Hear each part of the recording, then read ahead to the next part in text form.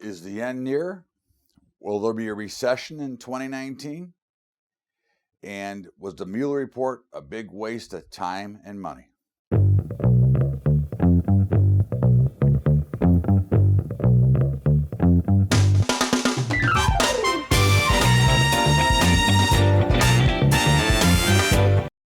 What's up, everyone? Welcome aboard. It's Bubba's Bottom Line. Happy Easter. Great to be here with you, and happy Passover. Happy Easter. Hope everybody had a great Good Friday. Here we are, and of course, once again, we have seen another rally in the markets, and not a surprise, as we say every week or every day, okay, that we think that the markets could still probably go higher. But again, the big question is the end near? And I think, you start to look at some of these earnings reports.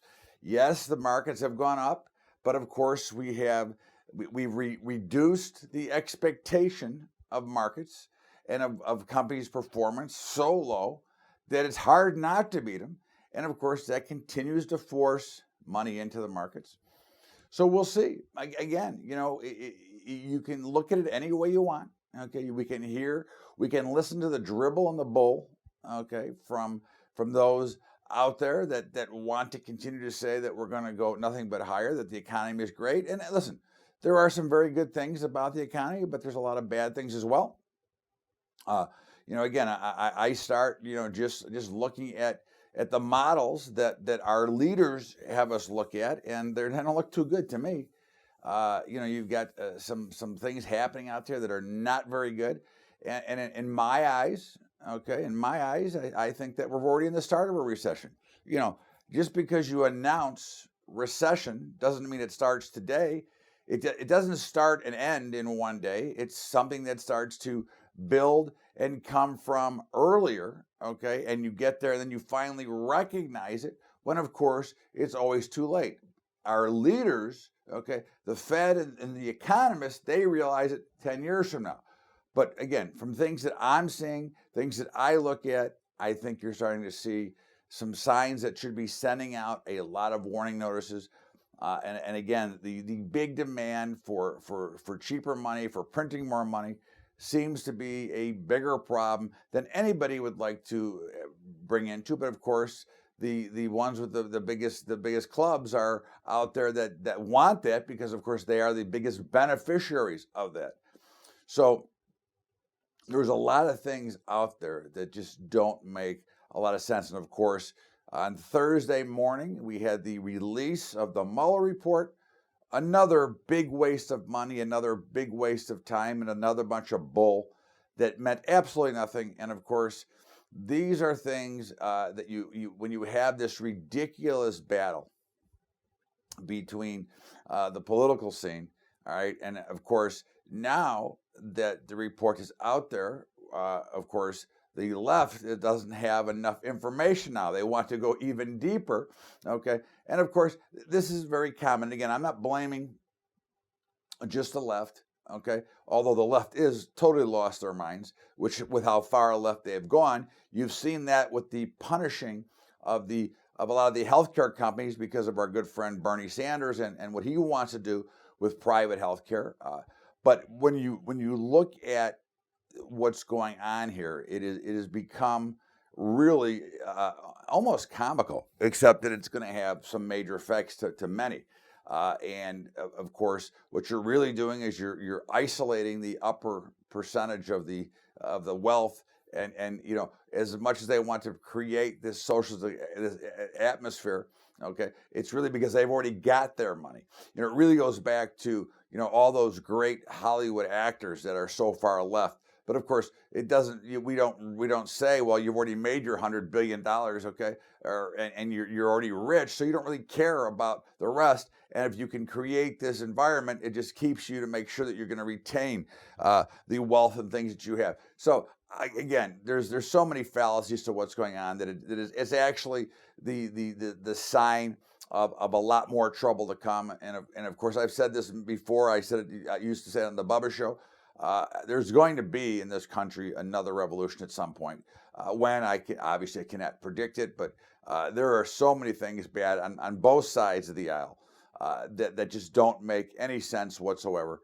and of course you have this total destruction of the true, of almost a free world. Not only just free markets, which every time I say free markets and price discovery, I get a ton of emails saying, well, you're wrong or whatever. And again, look, at the end of the day, okay, we've already instituted a lot of socialistic programs in this country, okay, and obviously the left would like to have them all that way, and this is where always the battle becomes. But I think a lot of it starts with the death of the educational system in this country. Okay, I think that what we're seeing from all the way from kindergarten all the way through your master's degree, our total education system is broken down, and we've really gone, as you know, or maybe you don't know, but I've been against this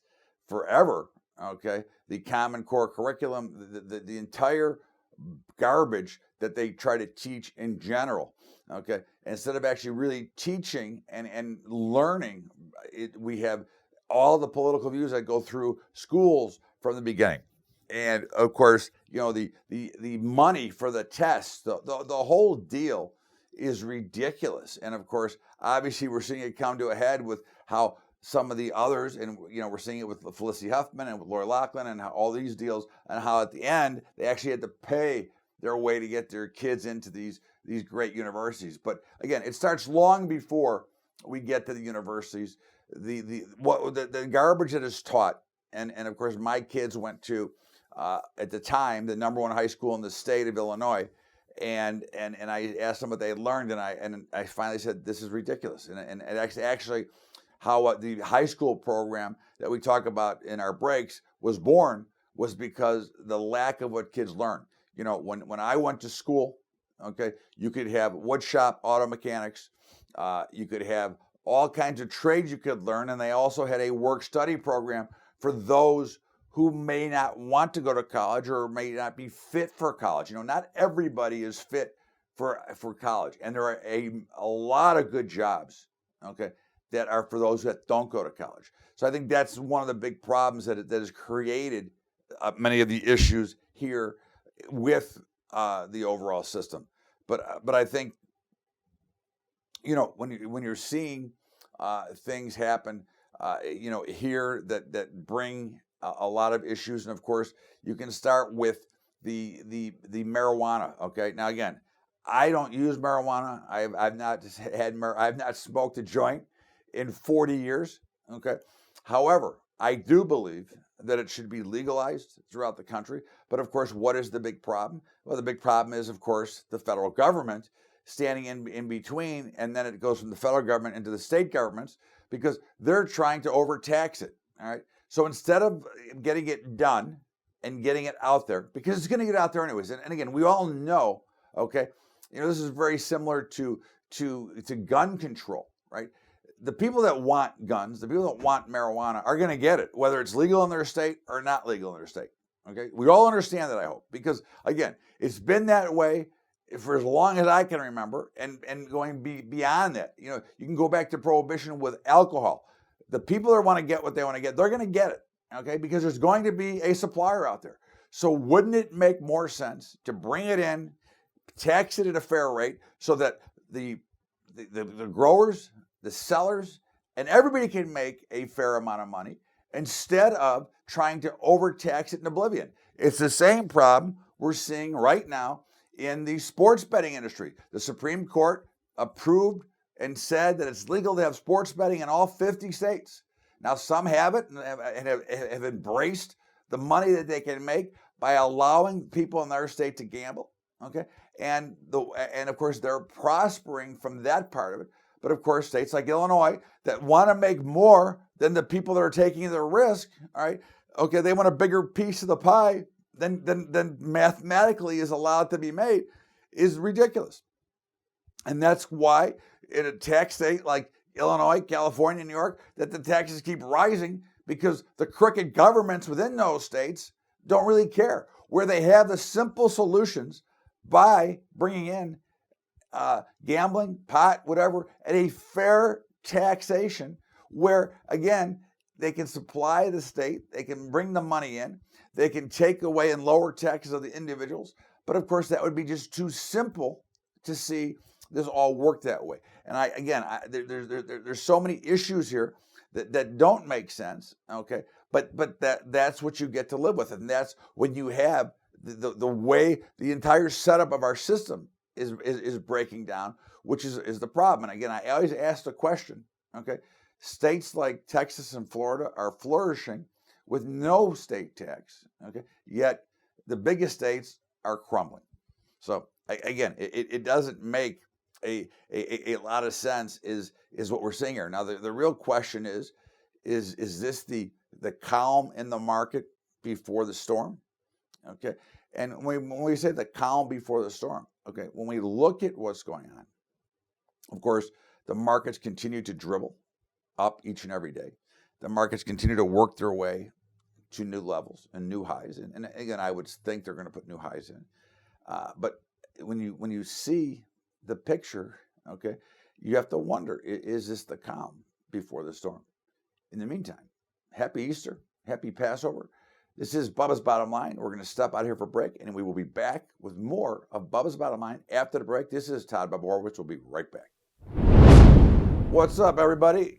Just want to remind you, we did over the weekend, we did 2 great webinars, hedging and futures. We talked about our futures portfolios, which those expire if you have any interest in using managed futures portfolios, okay, which we give you the trades and you just execute them because we don't want to charge you a management fee. We just want to charge you a subscription fee. You've got 2 days before those expire, because we have sold it out we've sold the signals in a proprietary basis to a firm. And of course, once this is done, there will be no longer subscriptions available to that. So if you'd like to get that, just email me at bubba@bubbatrading.com. Right now, we're doing those $99 a month. On the website, you'll see it's at $199, but this is it. It's coming off the website on Wednesday. And also, our hedging programs and futures programs start Tuesday the 23rd and Wednesday the 24th. So again, if you're interested, great. If you want to see the webinars, great. Just email me at bubba@bubbatrading.com. In the meantime, don't forget about our high school investing program at Patreon, patreon.com/Bubba Trading. That's patreon.com/Bubba Trading. Now let's get back to Bubba's Bottom Line. Welcome back. It is Bubba's Bottom Line. Todd Bubba Horowitz on this Easter Sunday. And again, happy Passover, happy Easter to everyone. Thank you so much for checking it out today. And of course, we go back and look at last week's market as we kind of finished the first part of the show. We talked about markets, and there's no doubt in our mind that they're going to make new highs. Okay. Again, we're less than 2% away to making all-time new highs. And based on what we're seeing, again, you've got a slow, dull drift in markets that certainly indicate that new highs are going to come. Now, again, we have been long, and we say this every week and every day.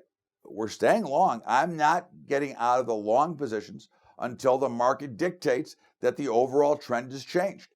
Okay. Again, I don't like the market here. I think the market should be going lower, but I can tell you from 40 years of experience that, when you try to fight the market, you're fighting a battle that you cannot win. And the market itself will tell you when it is time to go down. Okay.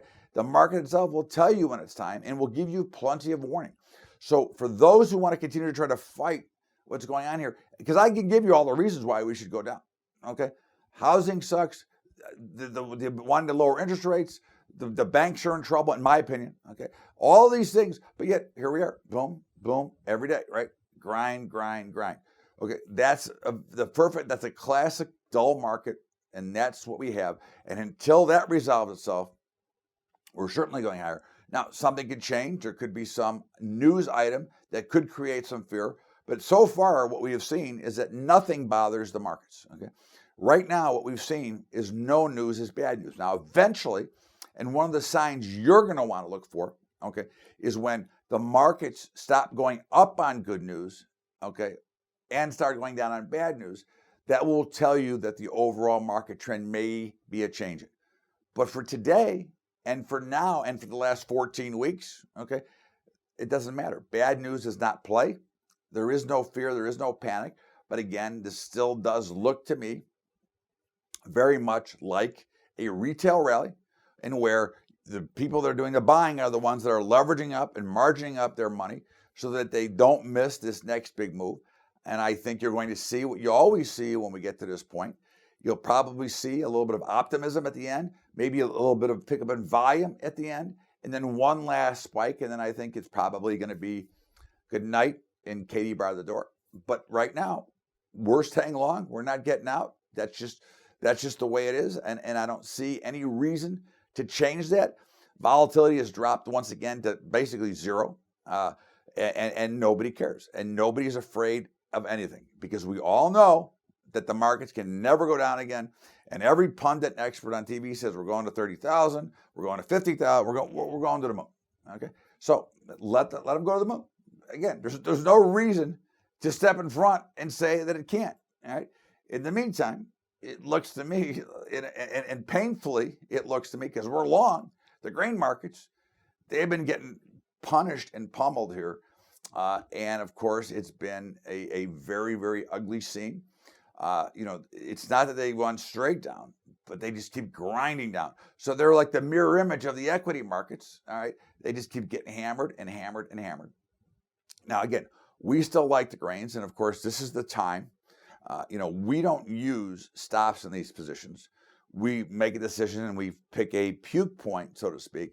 But in the grain markets, I have no puke point personally. Okay. In the grain markets, I'm holding them as if they were just an equity, a stock that I'm going to hold forever. Okay. The only thing I'll have to do in the grains is I will have to roll the contracts. Okay. But certainly it's been very painful and a little bit torturous, as again, there doesn't ever seem to be a glimmer of hope. And it's really sad for our farmers and producers, because of course their cost of putting those in the ground, their input costs continue to go higher, although we don't have any inflation. But the receiving cost is going lower, like by the day. All right. Now, again, at some point, this will also turn around. And so, again, I'm not recommending that you go crazy. Okay. If you're going to get in this market, which we are, I'm saying to you that you have to be prepared to hold for an extended period of time, which is counter to the way that anybody actively trades. So this would be more of some type of an investment. Okay. If you're going to make it. And again, this goes back. There's certain points and times in commodities that you want to be a buyer. All right, knowing that at some point, they're not going to zero. Okay, there's no company here. There's no earnings to worry about. So at some point, they will find their level, and we would think it's somewhere around here, or at least hope that it would be somewhere around here, and that's what we're looking for. But again, this is a different type of trade. It's really more of a saying, hey, I believe that we're going to see higher prices at some point, which I do. And again, commodities get so much depressed, like they're never going to be used again. And I guess maybe if we're going to stop eating and have these special pills, then maybe the grain markets will continue to go lower. But I think at some point here, they will survive and find some pretty healthy bottoms. In the meantime, the meats continue to perform extremely well. Now, we had on Thursday, there was the cattle on feed report, which always comes out. It's one of the dumbest things ever. The report comes out at, I think, 2 o'clock Eastern time after the meat's already closed. Okay. And of course, then the farmers and producers that are involved in those, they get to sit and fester and worry about it, in this case, for 3 days. Okay. But in any case, it's always over the weekend. You got to worry about it, which can create, obviously, we know, a lot of fear and garbage in markets. But in the meantime, the report looked to be neutral, bullish, neutral, bearish. Really hard. It didn't seem to be on one side or the other, which was very consistent with the price action. I think one of the big things, of course, we do like cattle and we do like hogs, but we think hogs have some good selling coming on here. Again, the African swine flu, which might have been the trigger months ago as hogs rallied 42% from the bottoms. Okay. I think that what you might have seen here is now the mainstream media has a hold of it, and they want to create this massive amount of fear of, oh my God, there's going to be a food shortage. But again, if you've seen me on air talking about it, I keep saying the markets tell you exactly what's going on, and the markets right now are consolidating after those couple of spikes up. All right, this was very similar. If you want to look back at a chart, go back and look at natural gas in December. Look at hogs in April. you'll see the same charts. They went straight up, and then they finally went sideways, and then they collapsed. And again, I wouldn't be surprised to see the same thing, and we'd be looking for a 10 to 15% drop in the hog markets before we'd want to step in, okay?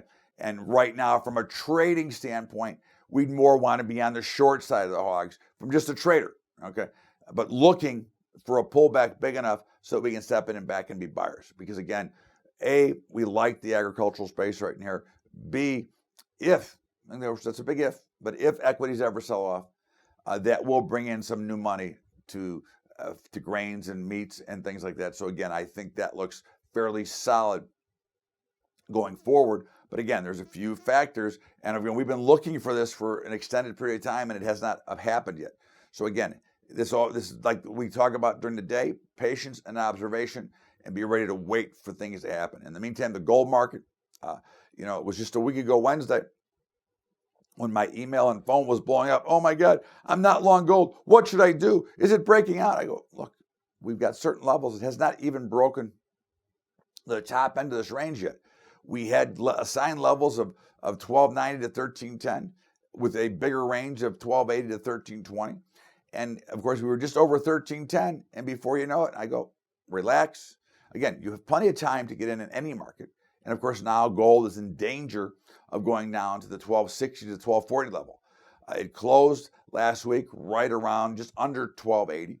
Okay, so again, margin of error, 1280 support can be as low as 1273, which was last week's low. It could be 1270. 1270, 1285, 1290, that's all within the range. Okay, you have to see how it trades from here. Now, right now, we're still bearish and still short gold, but we'll be looking for spots to buy. But right now, the first thing it's got to prove to me is that it can hold the 1280 level. That's number one. After that, then we will see if it can then build up some momentum. But for now, if you're a gold trader or a gold watcher, the best action you can ask for right now is to see it finally find a bottom and start to do some consolidation.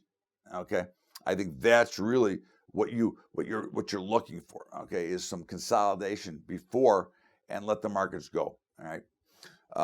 Bond markets, again, continue to work their way lower.